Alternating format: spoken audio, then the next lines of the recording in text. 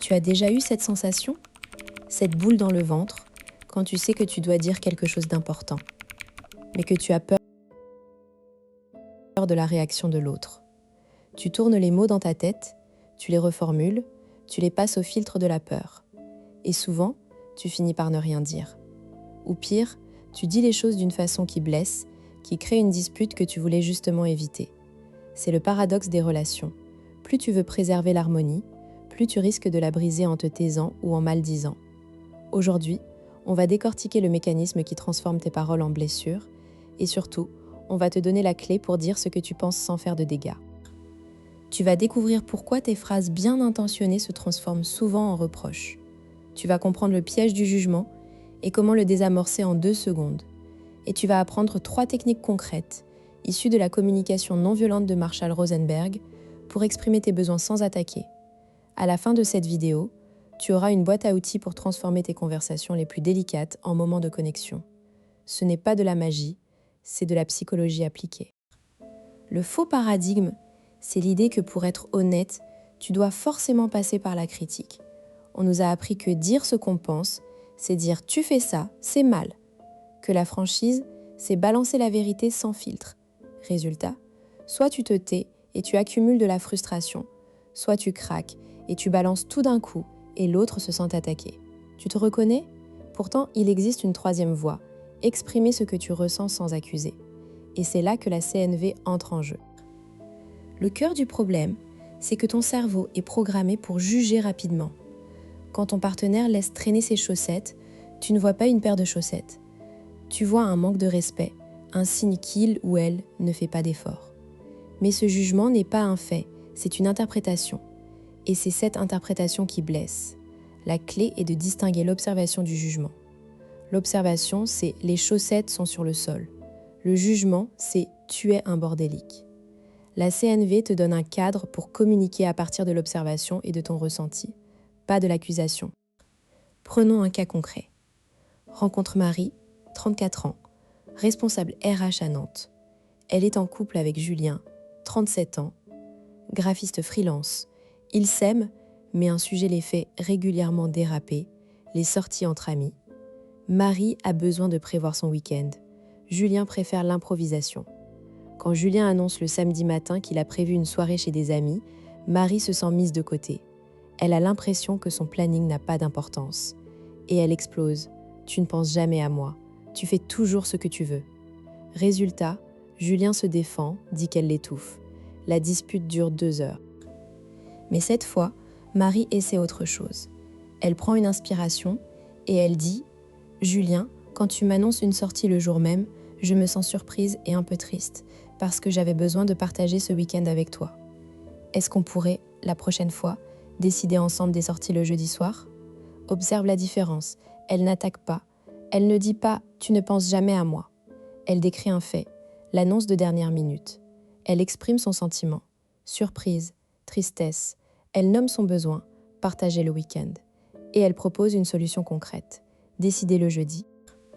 Julien, qui s'attendait à une critique, se détend. Il répond « Je ne me rendais pas compte que ça te touchait autant. On peut essayer de se poser le jeudi, oui ?» Et voilà, une conversation qui finit en accord plutôt qu'en conflit. Ce n'est pas un cas isolé. Des centaines d'études montrent que la CNV réduit les conflits et augmente la satisfaction conjugale. Mais ce qui est génial, c'est que ça s'apprend. Maintenant, comment tu appliques ça dans ta vie ? La première étape, c'est de repérer quand tu es en train de juger. Quand tu utilises des mots comme « toujours »,« jamais »,« c'est nul »,« tu es trop », tu es dans le jugement. Prends une pause. Demande-toi « Qu'est-ce que j'observe concrètement ? Quel sentiment est-ce que ça provoque chez moi ?»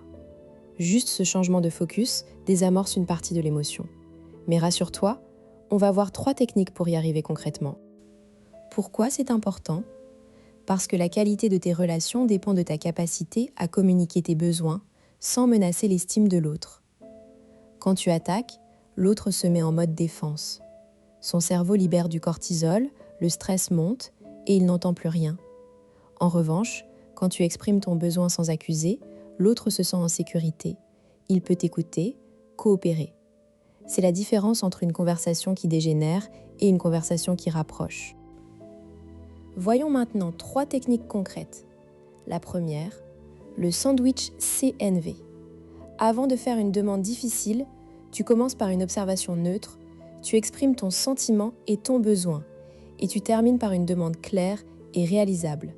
Par exemple, ce soir, tu es resté sur ton téléphone pendant le dîner. Observation. Je me suis sentie seule et j'aurais aimé qu'on parle. Sentiment plus besoin. Est-ce qu'on pourrait convenir d'un moment sans écran après le repas ? Demande. Pas de « tu passes ton temps sur ton téléphone », juste des faits. La deuxième technique, le jeu responsable. Remplace tout tes tu par des jeux. Tu ne m'écoutes jamais devient. Je me sens écoutée quand tu me regardes quand je parle. Tu es toujours en retard, devient j'apprécie qu'on soit à l'heure. Je me sens stressée quand on arrive en retard. Tu exprimes ce que tu ressens, pas ce qu'il ou elle fait de mal. C'est désarmant. Ton partenaire ne peut pas contester ton ressenti alors que tu es toujours en retard, appelle à une contre-attaque. La troisième technique, la demande positive. Au lieu de dire ce que tu ne veux pas, dis ce que tu veux. Arrête de t'énerver, deviens « est-ce que tu peux me parler calmement ?» Ne me laisse pas toute seule le week-end, deviens « j'aimerais qu'on planifie une activité ensemble le samedi ». La demande positive est un guide pour l'autre. Elle lui montre exactement ce qui te ferait du bien. Et elle active le désir de coopérer, pas la résistance. Tu te dis peut-être « mais si je dis toujours « je », ça va paraître égoïste ?»